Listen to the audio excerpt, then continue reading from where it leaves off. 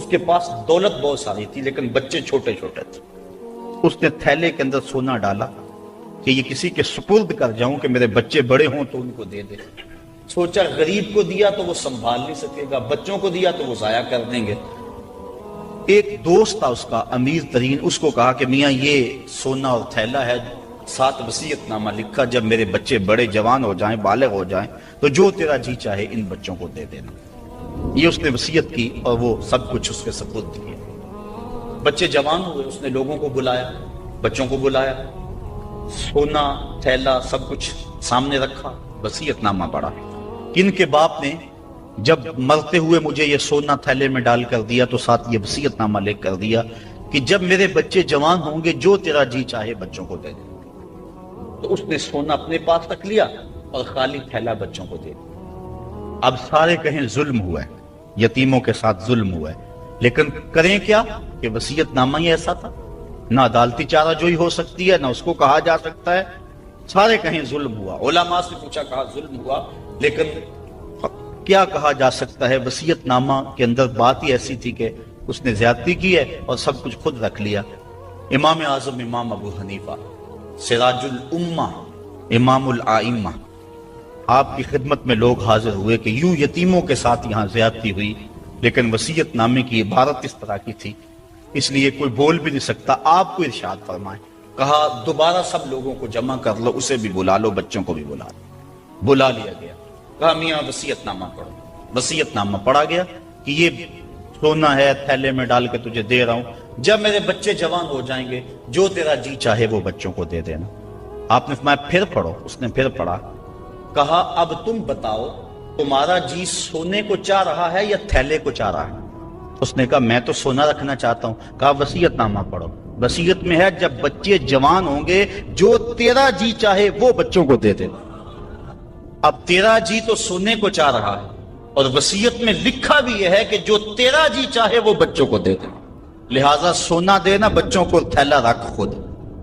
تو امام اعظم نے اس طرح ان یتیموں مدد فرمائی تو کہا لن تنالوا البر حتی تنفقوا مما تحبون، تم اتنی دیر تک نیکی کی حقیقت کو نہیں پہنچ سکتے جب تک اس کو تم اللہ کی راہ میں خیرات نہ کرو جس کو تم خود پسند کرو.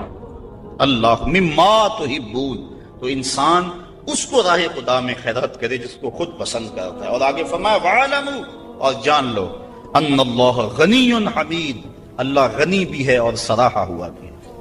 اسے تمہارے مالوں کی ضرورت نہیں ہے، وہ ان غریبوں کو خود بھی تو دے سکتا تھا نا. تمہاری ڈیوٹی لگائی کہ تم دینا، وہ خود بھی تو دے سکتا تھا، لیکن یہ تمہاری آزمائش، ان کی آزمائش اور تمہاری آزمائش. اب دیکھتے ہیں کون اپنی آزمائش میں پورا نکلتا ہے. الشیطان یعدکم الفقر ویامرکم بالفحشاء، شیطان تمہیں اندیشہ دلاتا ہے محتاجی کا. اگر تم نے اللہ کی راہ میں دیا تو تم محتاج ہو جاؤ گے، تمہارے پاس اتنی دولت نکل جائے گی.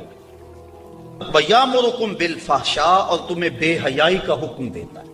بے حیائی سے یہاں مراد علماء تفسیر فرماتے ہیں بخل ہے، کنجوسی ہے. اور کنجوسی کو بے حیائی اس لیے کہا گیا کہ اس سے بڑی کیا بے حیائی ہوگی کہ غریب نانے شبینہ کو ترستا ہو اور امیر دولت کو سنبھال کے بیٹھ جائے. یہ بے حیائی نہیں ہے تو اور کیا ہے. امام غازی تفسیر کبیر کے اندر اسی آیت کریمہ کے تحت 5-6 چیزیں بیان فرمائی کہ صدقہ کب چھپا کے دینا چاہیے اور کب ظاہر دینا چاہیے. گفتگو وہ لمبی ہے، میں ایک بات عرض کروں کہ اجازت چاہوں گا اور بات آگے بڑھاؤں گا. 2 طرح سے جو ہے وہ صدقہ دیا جاتا ہے، ظاہر اور پوشیدہ. اور اس میں اگر کسی شخص کو آپ دے رہے ہیں، کسی ذات کو دے رہے ہیں، تو پھر اس وقت مستحب اور بہتر یہ ہے کہ آپ چھپا کے دیں. کسی کی مدد ذاتی طور پہ کر رہے ہیں، غریب ہے، بیوہ ہے، یتیم ہے، تو پھر اس کی غربت کا اشتہار نہ لگائیں، پھر بہتر ہے کہ چھپ کے دیں. اور آقا کریم نے فرمایا 7 اشخاص قیامت کے دن اللہ کے عرش کا ٹھنڈا سایہ پائیں گے جب کوئی سایہ نہیں ہوگا. ان میں ایک شخص یہ فرمایا وَرَجُلٌ تَصَدَّقَ بِصَدَقَةٍ فَأَخْفَاهَا حَتَّى لَا تَعْلَمَ شِمَالُهُ مَا تُنْفِقُ يَمِينُهُ، وہ آدمی جس نے تنہائی میں صدقہ دیا اور اتنا خفیہ دیا کہ جو دائیں ہاتھ نے کیا وہ بائیں کو خبر نہ ہو، فرمایا کل قیامت کے دن جب کوئی سایہ نہیں ہوگا اللہ اسے اپنے عرش کا ٹھنڈا سایہ نصیب ہوگا، اور جو عرش کے سائے تلے ہوگا قیامت کی تکلیف سے محفوظ ہوگا، جو عرش کے سائے تلے ہوگا وہ قیامت کی پریشانیوں سے محفوظ ہوگا، جو عرش کے سائے تلے ہوگا اس کو جام کوثر ضرور دیا جائے گا، اور جو ایک گھونٹ بھی پی لے گا 50,000 سال کے دن میں اسے کبھی بھی پیاس نہیں لگے۔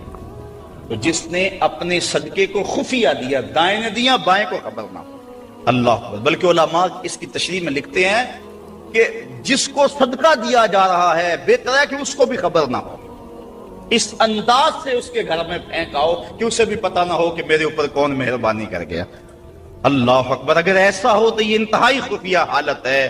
اللہ اکبر اللہ اکبر۔ تو کہا کہ اگر تم صدقہ خفیہ دو تو وہ بھی تمہارے لیے بہتر ہے، اور اگر تم ظاہر دو تو ظاہر دینا کس وقت مستحب ہے، جس میں کسی شخص کی ذات کا معاملہ نہ ہو۔ مثال کے طور پہ مسجد کے لیے فنڈ مانگا جا رہا ہے، دارالعلوم کے لیے مانگا جا رہا ہے، کسی ہاسپٹل کے لیے مانگا جا رہا ہے، کسی اور رفائی کام کے لیے مانگا جا رہا ہے، لہٰذا وہاں آپ اس نیت سے کہ اگر میں اٹھ کے اعلان کروں گا تو میرے دیکھا دیکھی کئی اعلان کریں گے، لہٰذا مدد ہو جائے گی۔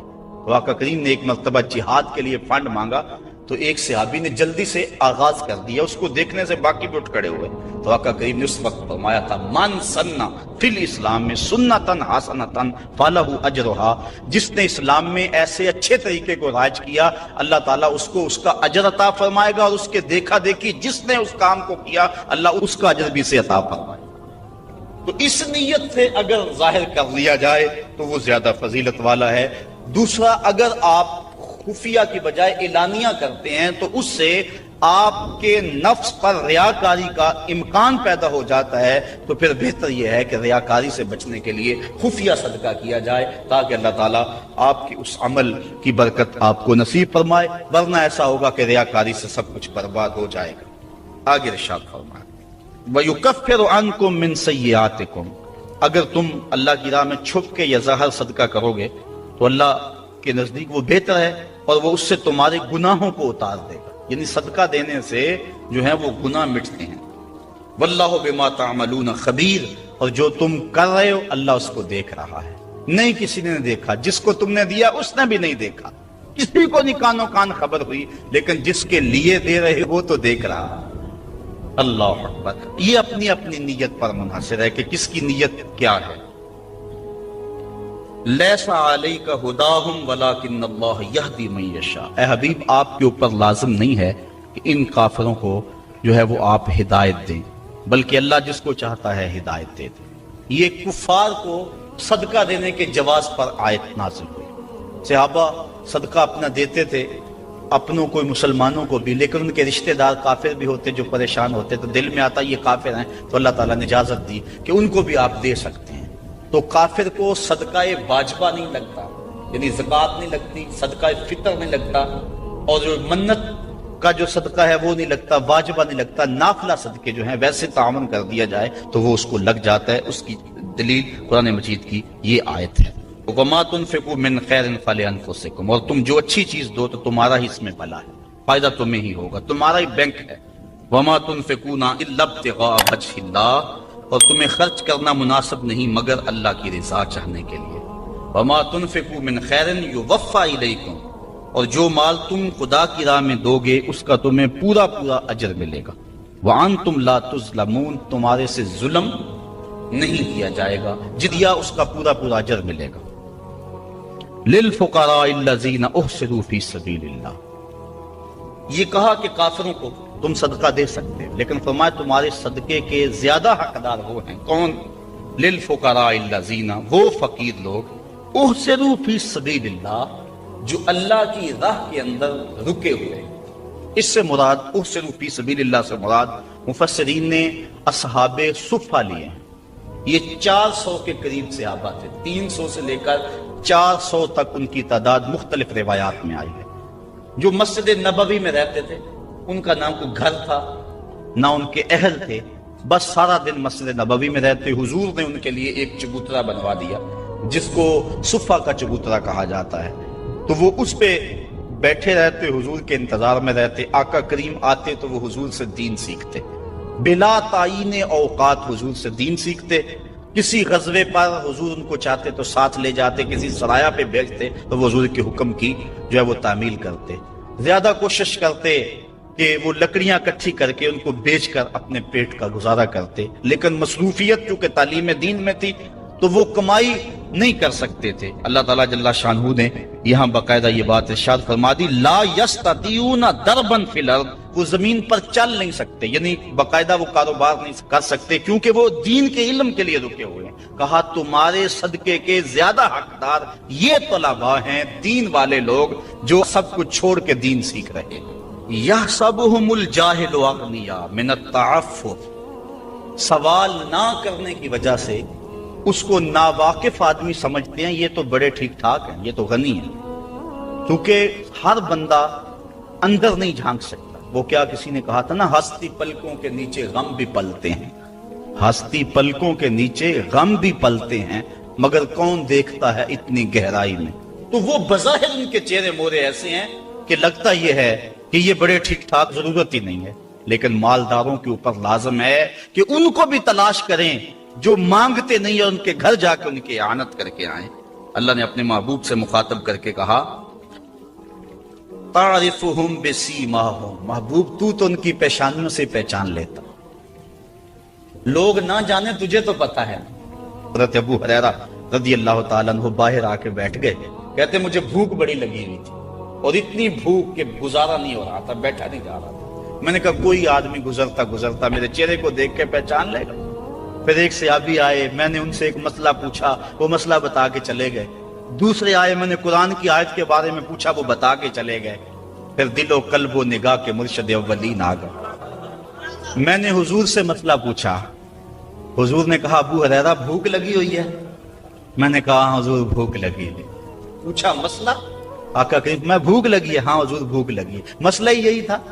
کہتے ہیں آ جاؤ میرے ساتھ آ جاؤ۔ پھر وہ روایت آپ علماء سے سنی کہ حضور اندر چلے گئے، اجازت دی۔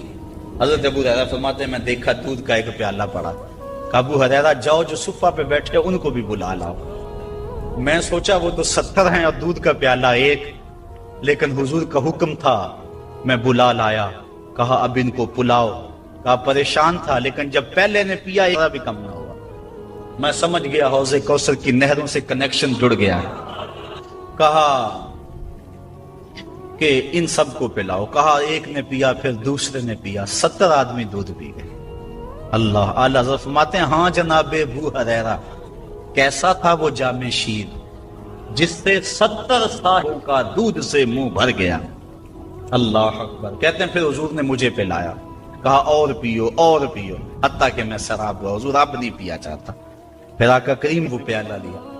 استاذ المکرم فرمایا کرتے تھے یہ تو دیکھتے ہو کہ ایک دودھ کا پیالہ 70 کے لیے کافی ہو گیا، یہ بھی تو دیکھو کونین کا سردار اور 70 کا جوٹا پی رہا۔ اس پہلو پہ بھی ذرا نظر جائے۔ اللہ اکبر۔ تو کہا محبوب تم تو جانتے ہو ان کے چہروں سے، اللہ اکبر، کہ وہ لوگوں سے سوال نہیں کرتے۔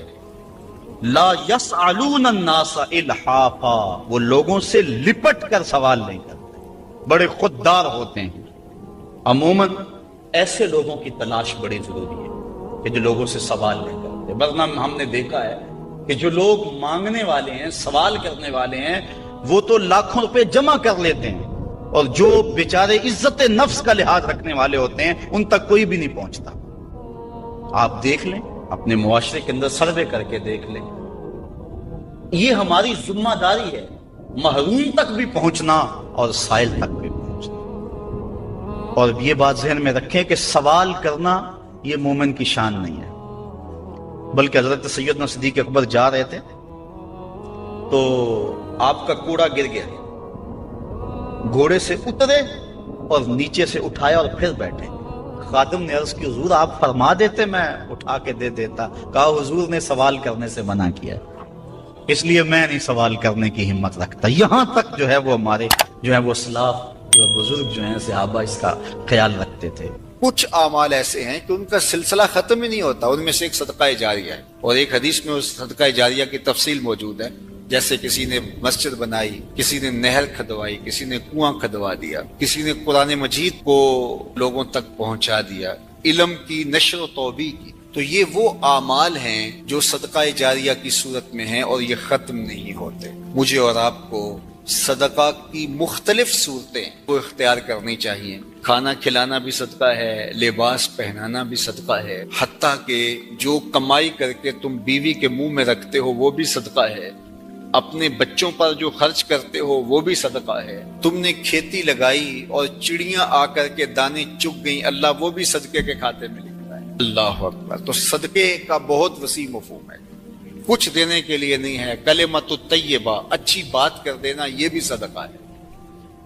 راستے میں پڑی ہوئی چیز کو اٹھا دینا، اس کو بھی کہا چھوٹی نیکی نہ سمجھنا. تو مختلف صدقے کی صورتیں ہیں، سب ہمیں ادا کرنی چاہیے.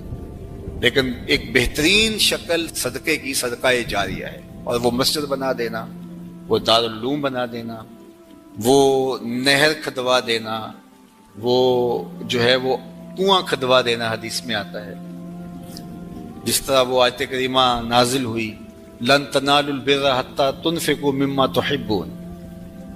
تو بیر ہا لے کر کے صحابی اس کا معاملہ لے کر آگے، حضور مجھے سب سے زیادہ محبوب یہی کنواں ہے، تو میں یہی اللہ کی راہ میں پیش کروں. اللہ اکبر. تو وہ صدقہ جاریہ کی شکل ہے. دور موجود کے اندر جن علاقوں میں پانی نہیں ہے، آر او پلانٹ وہاں لگا دینا، یہ کنواں کھدوانے کا دور موجود کے اندر ایک منظم طریقہ ہے.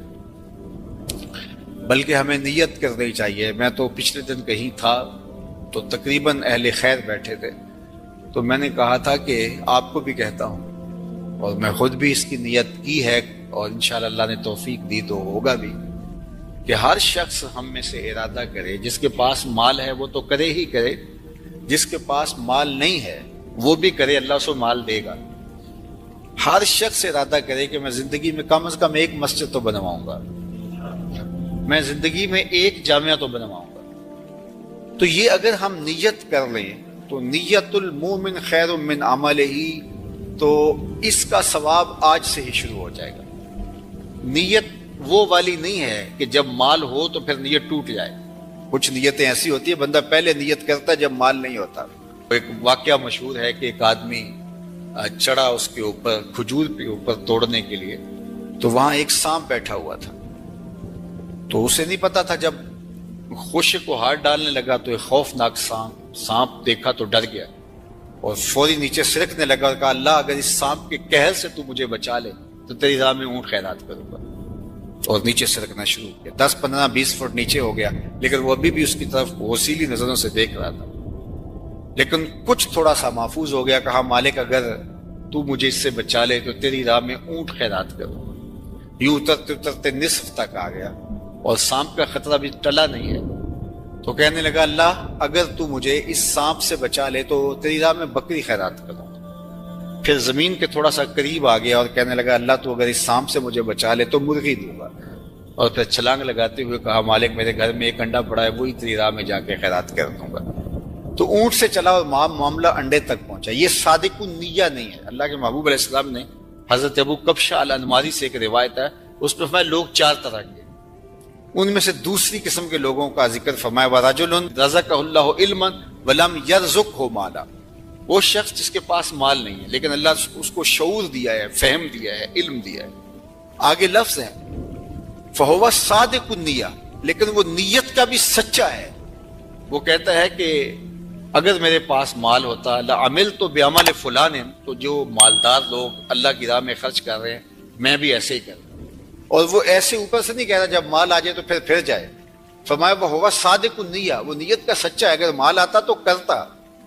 آقا کریم نے فرمایا کہ کل قیامت کے دن اس نے کیا کچھ نہیں ہے لیکن جب اعمال تولیں گے تو یہ بھی اس سخی کے ساتھ ہی کھڑا ہوگا، یہ بھی افضل المنازل. تو نیت کر لینی چاہیے کہ صالح اعمال بجا لائیں، صدقہ کریں، اور صدقہ جاریہ میں مجھے آپ کو سچے دل سے اگر اللہ نصیب کر دے تو پھر یہ کوئی مشکل نہیں ہے، اور یہ سب کچھ یہاں رہ جانا ہے. اور وہ تو ہمارا کفن بھی میلا نہیں ہوتا کہ سب کچھ بانٹ لیا جاتا ہے. میاں صاحب بولے جاندی واری ڈرونا بنے ہوتے ہاتھ نہ لاندے ڈر دے، جنہ لئی تو پاپ کمایا جی کتھے نہیں تیرے کر دے.